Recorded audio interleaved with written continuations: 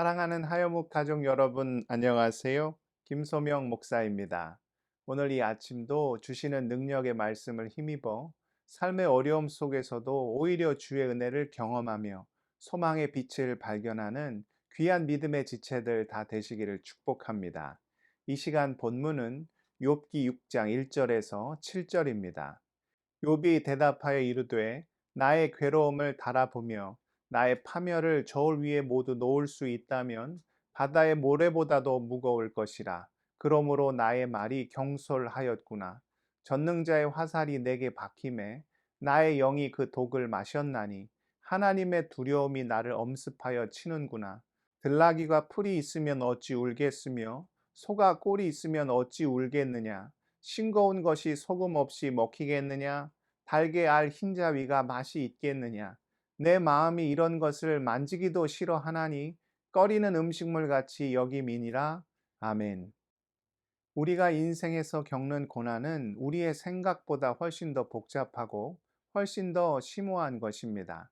만약 그렇지 않다면 우리는 벌써 모든 고난을 완벽하게 이해할 수 있는 사고의 틀을 손에 쥐고 있어야 하지요. 우리가 삶의 고난을 당하였을 때 머릿속에 가장 먼저 떠오르는 질문이 무엇입니까? 왜 나인가? 왜 나에게 이런 말도 안 되는 일이 벌어진 것인가? 하는 질문이지요.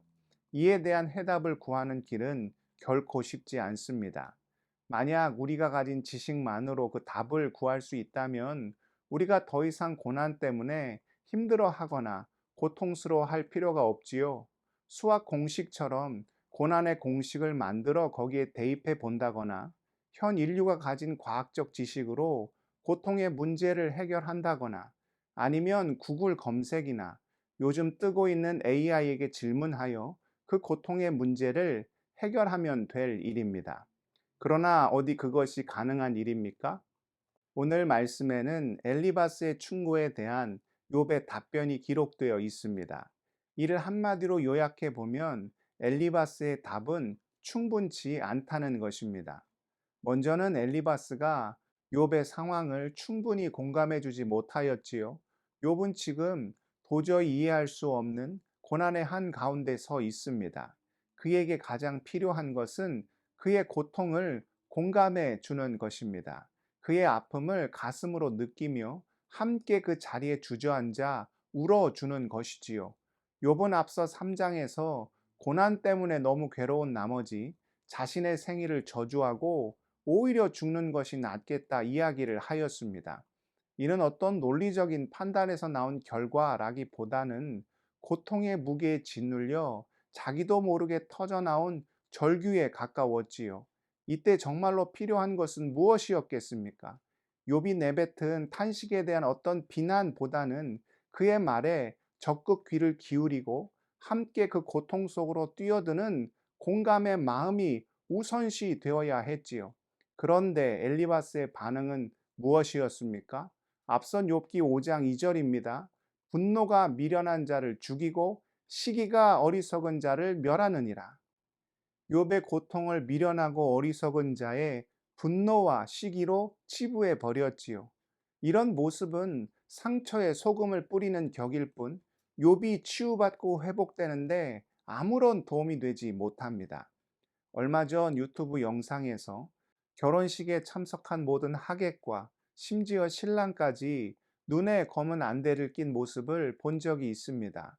무슨 사연인가 자세히 살펴보니 신부가 희귀병으로 17살의 시력을 완전히 잃고 현재는 앞을 전혀 보지 못하는 상태였습니다. 결혼식의 주인공인 신부의 마음을 모두가 공감하기 위해 하객을 비롯하여 신랑까지 눈에 검은 안대를 착용하였던 것이죠. 또 미국의 한 초등학교에서 80명의 학생들이 단체로 삭발을 한 뉴스를 접한 적도 있습니다. 이유는 한 학생이 암투병으로 머리카락을 다 잃게 되었고 그 친구를 위하여 단체로 삭발을 하게 된 것이었습니다. 어려움에 처한 이에게 가장 먼저 필요한 일은 그에 대한 평가나 비난보다는 그 고통을 함께하는 공감의 모습이지요. 그래서 사도 바울도 어떻게 이야기하였습니까? 로마서 12장 15절입니다. 즐거워하는 자들과 함께 즐거워하고 우는 자들과 함께 울라. 이것이 주의 자녀들이 믿음 안에서 서로가 서로를 대할 때 품어야 하는 가장 중요한 마음이죠. 그런데 안타깝게도 욥을 대하는 엘리바스의 태도에는 그런 모습이 전혀 발견되지 않았습니다. 또한 고난에 대한 엘리바스의 대답은 내용적인 측면에서도 결코 충분하지 않았습니다. 엘리바스의 충고에 대하여 욥이 어떤 반응을 보였습니까? 앞서 읽은 오늘 본문 5절에서 7절을 다시 한번 보시겠습니다. 들나귀가 풀이 있으면 어찌 울겠으며 소가 꼴이 있으면 어찌 울겠느냐. 싱거운 것이 소금 없이 먹히겠느냐. 달게 알 흰자위가 맛이 있겠느냐. 내 마음이 이런 것을 만지기도 싫어하나니 꺼리는 음식물 같이 여김이니라. 욥은 엘리바스의 충고를 짐승의 먹이나 음식물에 비유하였습니다. 그런데 어떻다는 것입니까? 양도 부족하고 맛도 없고 심지어 만지기도 싫을 정도라는 것이죠. 엘리바스는 시종일관 인과응보의 법칙으로만 욥의 고난을 설명하려 하였습니다. 그러나 실제 욥이 어떤 죄를 지었고 하나님 앞에서 어떤 잘못을 행하였는지에 대해서는 한마디 말도 없었지요. 욥에게 엘리바스의 대답은 자다가 남의 다리를 긁는 격이요 그야말로 생사람 잡는 꼴이었습니다. 인생의 고난은 우리가 가진 단순한 몇 가지의 논리로만 이해할 수 있는 문제가 결코 아닙니다. 주의 인도하심과 성령의 조명하심 없이는 고난의 어둠 속에서 길을 잃어버릴 수밖에 없지요. 고난의 어두운 터널 속에서 우리가 방황하거나 헤매이지 않고 무사히 그것을 빠져나올 수 있는 유일한 방법은 하나님께서 우리에게 허락하시는 소망의 빛을 붙잡는 것입니다. 고난 없이 우리가 인생을 살아갈 때는 그야말로 천둥벌거숭이의 모습을 보이지요. 내 지식, 내 능력, 내 건강, 내 물질, 내 힘을 믿으며 뭐 하나 두려워할 것 없이 천방지축으로 살아갑니다. 그러나 고난이 찾아오면 그 모든 것이 아무 소용이 없다는 것을 알게 되지요. 고난의 밤이 깊어지면 깊어질수록 내가 붙잡고 있던 가짜 빛들이 얼마나 허무하고 무의미한 것인지를 몸소 경험하게 됩니다. 바로 그때 그 이전부터 나를 비추고 있던 진짜 빛이 있다는 사실을 깨닫게 되지요. 어떤 빛입니까? 아버지 하나님의 사랑의 빛, 예수 그리스도의 구원의 빛, 성령 하나님의 능력의 빛이 저 태초로부터 나를 비추고 있었다는 사실을 깨닫게 됩니다. 저는 아직도 백령도에서 처음 바라보았던 새벽 하늘을 잊지 못하고 있습니다. 처음 공군 군목이 되었을 때 백령도로 자대 배치를 받게 되었습니다.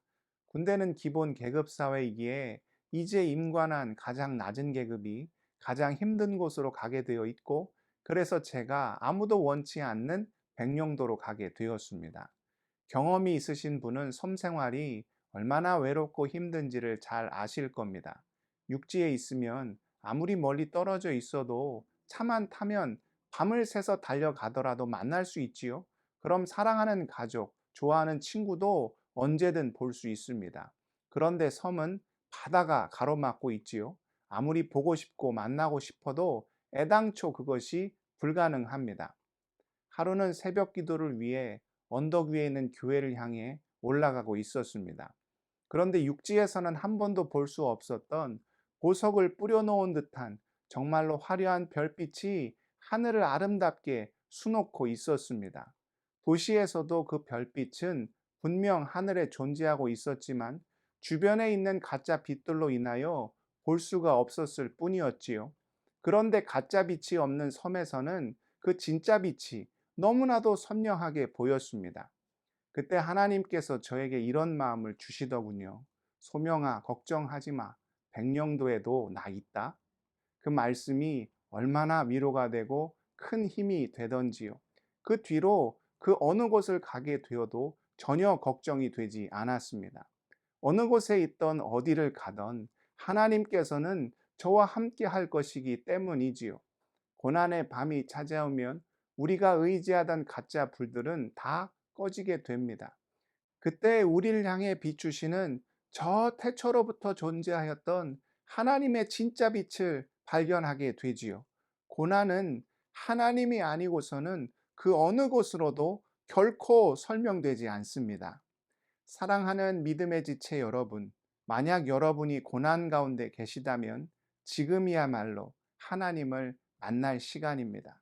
우리가 고난 속에서 하나님을 붙잡을 때 고통은 오히려 은혜가 되고 절망은 오히려 감사가 됩니다. 누구보다도 우리를 공감하시고 사랑해 주시는 여호와 하나님을 의지함으로 삶의 어려움 속에서 깊고 깊은 주의 은혜와 은총을 경험하는 우리 모든 믿음의 지체들 다 되실 수 있기를 주님의 이름으로 축복하고 또 축복합니다. 기도하시겠습니다. 사랑의 하나님, 고난 속에서도 우리가 주를 의지할 때 절망과 탄식이 아닌 오히려 감사와 기쁨을 경험할 수 있음을 말씀을 통해 깨닫습니다. 삶의 어두운 터널 속에서 주를 더욱 바라보게 하여 주시사 참된 진리의 빛이 우리를 비추고 있음을 깨닫는 모든 믿음의 지체들 다 될 수 있도록 아버지여 역사하여 주시옵소서. 우리 하얀목 지체들의 모든 눈물과 상한 심령과 찢겨진 마음을 주님 다 아실 줄 믿습니다. 오 주여 역사하여 주시고 우리의 삶을 붙잡아 주실 때 우리 안에 있는 감당할 수 없는 고난의 이유들, 신분의 문제로, 건강의 문제로, 가정의 문제로, 자녀의 문제로, 모든 인생의 탄식과 어려움으로 주님께 간구하고 기도하는 모든 우리의 소원들을 흠양하여 주시사 후히 주실 때 결코 꾸짖지 않으시는 주의 풍성함과 넉넉함을 경험할 수 있도록 아버지 우리를 불쌍히 긍휼히 여겨 주시옵소서. 오늘 하루의 삶도 오직 주님께 올려드리오며 존귀하신 우리 구주 예수 그리스도의 이름으로 간절히 기도드리옵나이다. 아멘.